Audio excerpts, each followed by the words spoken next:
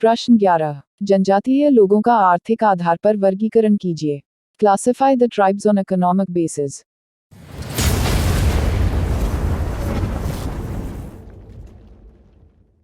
उत्तर आर्थिक संरचना के आधार पर जनजातियों का वर्गीकरण।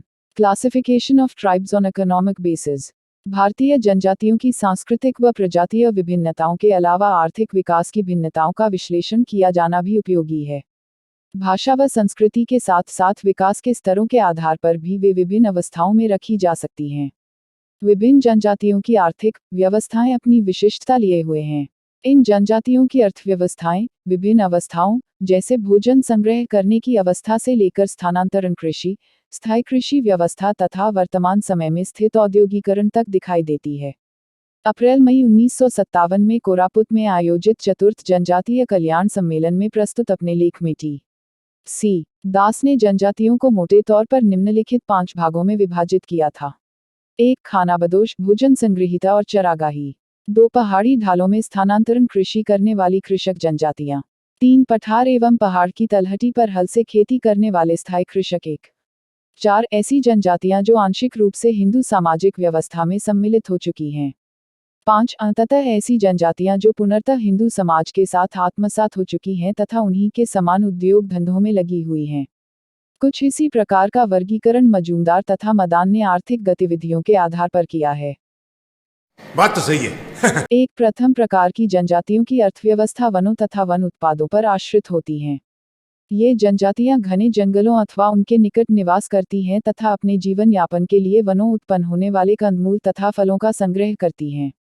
ये लोग कृषि नहीं करते या बहुत ही कम मात्रा में स्थानांतरण कृषि करते हैं।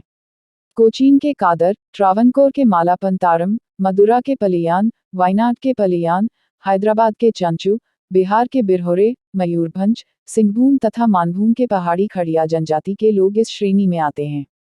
ये जनजातियां सरकार द्वारा वनों के बारे में बनाई जाने वाली नीतियों से अत्यधिक प्रभावित हुई हैं। साथ ही ये कई जनजातियों वैकल्पिक आर्थिक स्रोत प्राप्त करने में भी असमर्थ रही हैं। उदाहरण, तारांकन 2 दूसरी श्रेणी में वे जनजातियां आती हैं जिनकी अर्थव्यवस्था भोजन संग्रहीता तथा आदिम कृषि व्यवस्था के प्रकारों के बीच की है। कमार, बैगा तथा बिशन पहाड़ी के रेड्डी जनजाति के लोग इस व्यवस्था के अंतर्गत आते हैं। 3 तीसरी श्रेणी में जनजातीय जनसंख्या का पर्याप्त बड़ा भाग आता है जिनकी अर्थव्यवस्था किसी न किसी रूप में कृषि पर निर्भर होती है। कृषि के साथ ये वन उत्पादित वस्तुओं का संचय भी करते हैं।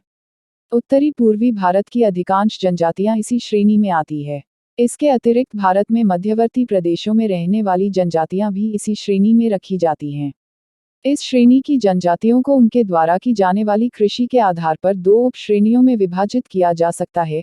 स्थानांतरण कृषि करने वाली जनजातियां, जैसे भूड़िया, माड़िया, कौरवा, सावड़ा, मारो आदि। कैसे कैसे लोग रहते हैं यार यहाँ पर। दूसरी श्रेणी में स्थायी तौर पर कृषि करने वाली जनजातियां, जैसे गौड़, उरांव, थारू, मुंडा, भील, कोटा, परजा, मटरा आदि।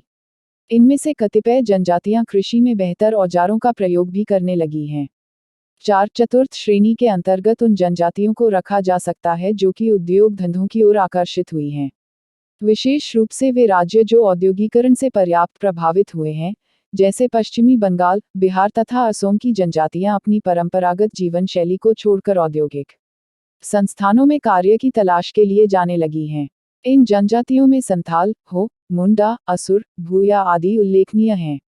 कुछ मानवशास्त्रियों ने जनजातियों की आर्थिक गतिविधियों में पशुपालन को भी महत्व दिया है, जैसे हटन ने भारतीय जनजातियों को निम्नलिखित 3 समूहों में विभाजित किया है। 1. प्रथम वे जनजातियां जो वनों से खाद्य सामग्री एकत्रित करती हैं। 2. द्वितीय वे जनजातियां जो चारागाही स्थिति में हैं। इनमें हिमाचल प्रदेश के तथा नीलगिरी के टोडा प्रमुख हैं। टोडा जनजाति भैंस पालती है। इन पशुपालक जनजातियों का आर्थिक जीवन दूध से निर्मित वस्तुओं पर निर्भर करता है। 3 तीसरी प्रकार की जनजातियां वे मानी गई हैं जो कृषि कार्य स्थानांतरण अथवा स्थायी तौर पर कृषि करना, शिकार करना, मछली पकड़ना तथा उद्योगों पर जीवन यापन करती हैं। अगर हम करें तो करें क्या, बोले तो बोले क्या। औद्योगिकरण तथा नगरीकरण के परिणामस्वरूप संचार तथा आवागमन के साधनों में तीव्र विकास होने के साथ साथ जनजातियों का अन्य लोगों के साथ संपर्क बढ़ने लगा है। इस संपर्क का प्रभाव जनजातियों की आर्थिक गतिविधियों तथा व्यवसायों पर पड़ा है।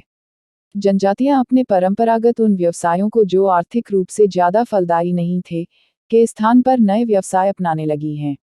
सरकार द्वारा पिछड़ी जातियों के साथ जनजातियों के लिए किए गए आरक्षण के परिणामस्वरूप उनमें शिक्षा का प्रसार हुआ है तथा वे विभिन्न व्यवसायों यथा अध्यापक, डॉक्टर, इंजीनियर व अन्य राजकीय व व्यावसायिक पदों पर जाने लगे हैं। अतः सब जनजातियों का वर्गीकरण कठोर रूप से परंपरागत व्यवसाय के आधार पर करना कठिन होता जा रहा है, क्योंकि परंपरागत व्यवसायों के साथ उन्होंने आधुनिक व्यवसायों को भी अपनाना प्रारंभ कर दिया है। उदाहरण के लिए, भोट प्रदेश की महिलाएं कपड़े बुनने तथा दरी कालीन बनाने में निपुण होती हैं। वे शिक्षा प्राप्त कर विद्यालयों में जाकर अध्यापिका भी बनने लगी हैं, किंतु साथ ही अवकाश के क्षणों में अपने परंपरागत व्यवसाय को भी बनाए रखती हैं तथा इस प्रकार आय के अतिरिक्त साधन बनाए रखती हैं। इस प्रकार उनके परिवार की आर्थिक स्थिति और मजबूत होती है।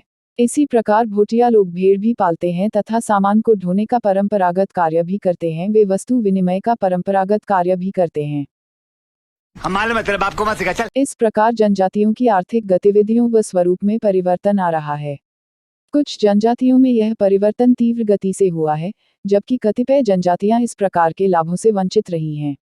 इस प्रकार जनजातियों के स्वरूप व विकास को समझने के लिए विभिन्न दृष्टिकोण तथा कारणों के आधार पर उनको समझने की आवश्यकता है।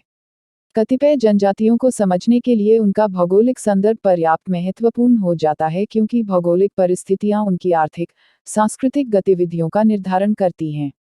जनजातियों की स्थिति को समझने के लिए तथा उनकी प्रगति व विकास के संदर्भ में आर्थिक कारक व गतिविधियों को समझना महत्वपूर्ण हो गया है।